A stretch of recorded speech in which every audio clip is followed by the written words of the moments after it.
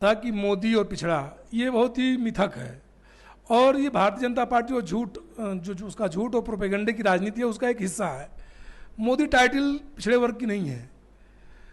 कुछ पिछड़े वर्ग के लोग मोदी लिखते हैं, कुछ मोदी लोग बनिया वर्ग के लोग लिखते हैं, बहुत मुस्लिम भी आपको मिलेंगे जो मोदी टाइटल लगाते हैं। भारतीय जनता पार्टी ने एक नया तरीका निकाला है। वो उन जातियों में जो पिछड़े वर्ग की जातियां हैं उसमें वो लीडर नहीं पैदा करती है। एक नेता थे वो बार बार बोलते थे कि लोडर भारतीय जनता पार्टी पैदा करती है, आजकल वो भी लोड होने के लिए उधर ही गए हैं।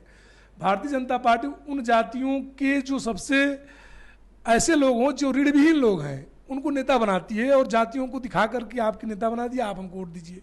मोदी का जो तिलिस्म था वो भी लोगों के सामने से टूट गया है। चाहे वो 15 लाख रुपया देने की बात हो, चाहे 2 करोड़ का रोजगार हो, चाहे विदेशी जो ताकतें हैं जो हमारे खिलाफ थी उनसे लड़ने का मसला रहा हो, चाहे अंतर्राष्ट्रीय स्तर पर भारत से जुड़े हुए जो मसले थे उनको जो सरकार की उनकी विफल हुई है उससे आम जनमानस से लेकर मध्यम वर्गीय और जो प्रगतिशील लोग हैं, जो समझदार लोग हैं, वो लोग भारतीय जनता पार्टी के खिलाफ हैं। नमस्कार साथियों, मैं हूं विनीत यादव और हमारे साथ इस वक्त मनोज यादव जी हैं। ये किसी पहचान के मोहताज नहीं है, लेकिन मैं आपको बता दूं कि ये उत्तर प्रदेश कांग्रेस कमेटी के पिछड़ा वर्ग प्रकोष्ठ के फिलहाल प्रदेश अध्यक्ष हैं और लगातार कांग्रेस जो है इस वक्त पिछड़ों और दलितों पर फोकस कर रही है और आरक्षण बचाने के नाम पर और पिछड़ों का जातिवार जनगणना कराने के नाम पर लोगों को जागरूक कर रही है, अलग अलग जिलों में कार्यक्रम कर रही है। हम इनसे समझेंगे कि इसका उद्देश्य क्या है, क्या चल रहा है, फिलहाल आप लोग किस तरीके से इस कार्यक्रम को कर रहे हैं। देखिए, कांग्रेस पार्टी सामाजिक न्याय के लिए प्रतिबद्ध है। हमारा रायपुर अधिवेशन हुआ, रायपुर अधिवेशन के बाद कांग्रेस पार्टी ने तय किया है कि पिछड़े वर्ग, दलित वर्ग और अल्पसंख्यक तबके के लोगों को कांग्रेस के सभी पदों में 50% की भागीदारी दी जाएगी। और हमारे नेता राहुल गांधी का ये मानना है कि पिछड़ों को उनकी भागीदारी सुनिश्चित करने के लिए न्यायपालिका, सचिवालय या हर जगह नौकरियों में जरूरी है कि इस देश में जातिगत जनगणना कराई जाए। उन्हीं के विचारों को हम लोग आगे बढ़ाते हुए उत्तर प्रदेश में मंडलीय सम्मेलन कर रहे हैं और पिछड़ों के बीच में जा रहे हैं तथा सरकार से हमारी ये मांग है कि जातिगत जनगणना कराइए और पिछड़े वर्ग का आरक्षण को बढ़ाइए। ईडब्ल्यूएस में भी पिछड़े वर्ग को आरक्षण दिया जाए। भारतीय जनता पार्टी सिर्फ भाषणों में पिछड़ों के हितैषी होने का बयान देती है। 10 साल केंद्र में सरकार, 7 साल लगभग उत्तर प्रदेश में सरकार, इसके पहले भी राजनाथ सिंह की सरकार रही, इन लोगों ने पिछड़े वर्ग के हित में कोई काम नहीं किया। सिर्फ भारतीय जनता पार्टी पिछड़ों का वोट ले रही है, हर जात में एक नेता निकालकर और पूरी जात का वोट लेकर और उन जातियों, पिछड़ी वर्ग के जातियों के हक और हिस्से के साथ नाइंसाफी कर रही है। एक बात जो आप बार बार आपने शुरू ही किया इस बात से कि राहुल गांधी जी के नेतृत्व में और उनसे आपको ये प्रेरणा मिल रही है, लेकिन राहुल गांधी जी की सदस्यता क्यों गई?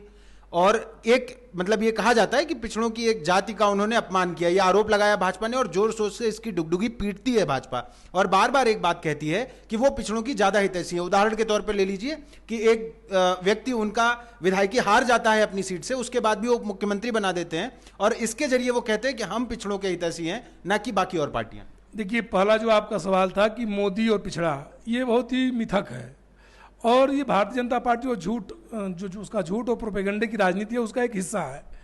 मोदी टाइटल पिछड़े वर्ग की नहीं है। कुछ पिछड़े वर्ग के लोग मोदी लिखते हैं, कुछ मोदी लोग बनिया वर्ग के लोग लिखते हैं, बहुत मुस्लिम भी आपको मिलेंगे जो मोदी टाइटल लगाते हैं।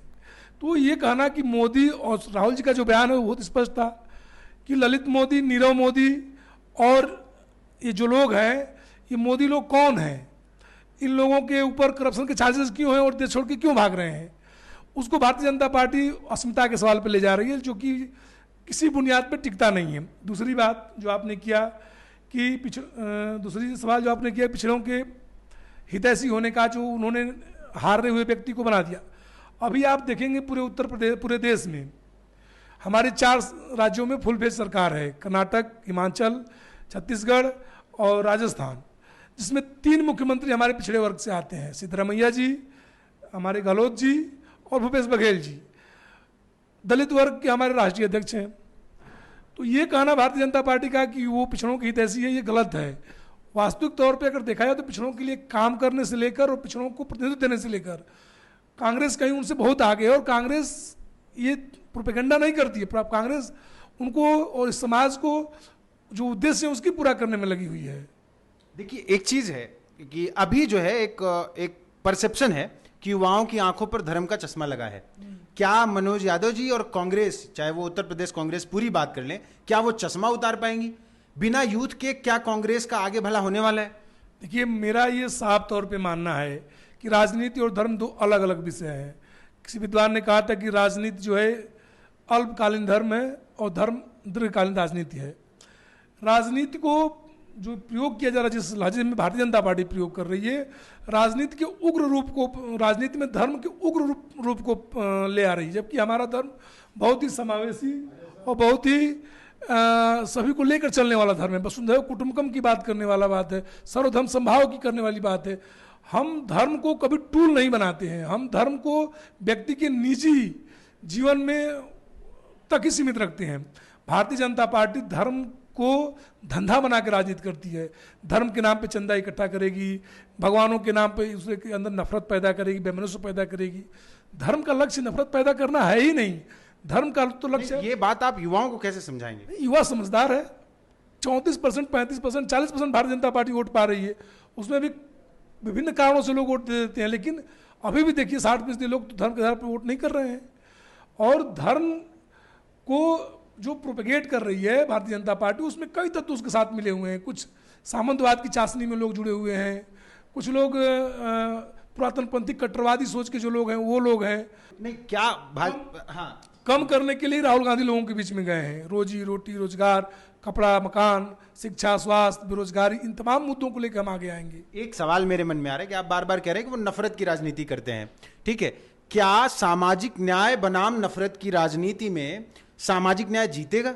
चांसेस हैं? ये सामाजिक न्याय ये एक मानवतावादी दृष्टिकोण है, जिसमें गरीब, गुरबा, दलित, पिछड़ा, हाशिए, वंचित के लोगों को हम उनको जीवन जीने के लिए समतामूलक समाज देते हैं। और हमारी जो सरकारें हैं, हमारी सरकार की बुनियाद लोकतंत्र पे आधारित है। जिस लोकतंत्र को नेहरू ने, गांधी ने और दुनिया के तमाम आधुनिक विचारों के लोगों ने, मानने वाले लोगों ने कहा कि गैर बराबरी को खत्म करके हम एक समतामूलक समाज की स्थापना करेंगे। लोकतंत्र में कोई राजा नहीं होगा, सब समान होंगे, नागरिक होंगे। उस व्यवहार को हम आगे बढ़ाते हैं और हम प्रयास करते हैं कि अंत्योदय हो, निचले व्यक्ति तक सत्ता के द्वारा जो संरक्षण प्रदान हो, उसका हम प्रयास करते हैं। उसके लिए संसाधनों की व्यवस्था, उसके लिए राज्य का जो दृष्टिकोण है, वो भारतीय जनता पार्टी की तरह हमारा दृष्टिकोण नहीं है कि कुछ मुट्ठी भर चंद अमीर लोगों को देश की पूरी पूंजी सौंप कर और उनको, कुछ लोगों को विदेश भगाकर, कुछ लोगों को देश में स्थापित करके। हमारा मानना ये है कि इस देश में सरकारी संसाधनों के माध्यम से इस देश के अंतिम पायदान पर खड़े हुए व्यक्ति को मुख्य धारा में लाना और उसको समान रूप से संसाधनों का वितरण करना। जातिवार जनगणना बिहार में हो रही थी, अगर आपको याद हो, अभी रोक लग गई है, तो क्या लग रहा है आगे आप करा पाएंगे? बाकी जिन राज्यों में आपकी सरकारें हैं, वहां क्या अपडेट है? देखिए, भारतीय जनता पार्टी और आरएसएस और उसके शैडो ऑर्गेनाइजेशंस ये मिलकर नहीं चाहते हैं कि इस देश में सामाजिक न्याय हो, गैर बराबरी खत्म हो और दलित, पिछड़े, वंचित तबके के लोगों को अधिकार मिले। इसलिए वो बार बार, चाहे कोर्ट के माध्यम से, अन्य तमाम माध्यमों से, वो इसको जातिगत जनगणना के मसले को डिरेल करना चाहती है। लेकिन आप समझ सकते हैं कि इस देश में बहुसंख्यक आबादी पिछड़े वर्ग के लोग हैं, जागरूक लोग हैं, वो समझ रहे हैं भारतीय जनता पार्टी की इस चाल को। तो हमें नहीं लगता कि भारतीय जनता पार्टी इसको बहुत दिनों तक रोक पाएगी। अगर रोक पाएगी तो भारतीय जनता पार्टी अगली बार सत्ता में नहीं आएगी, ये तय है।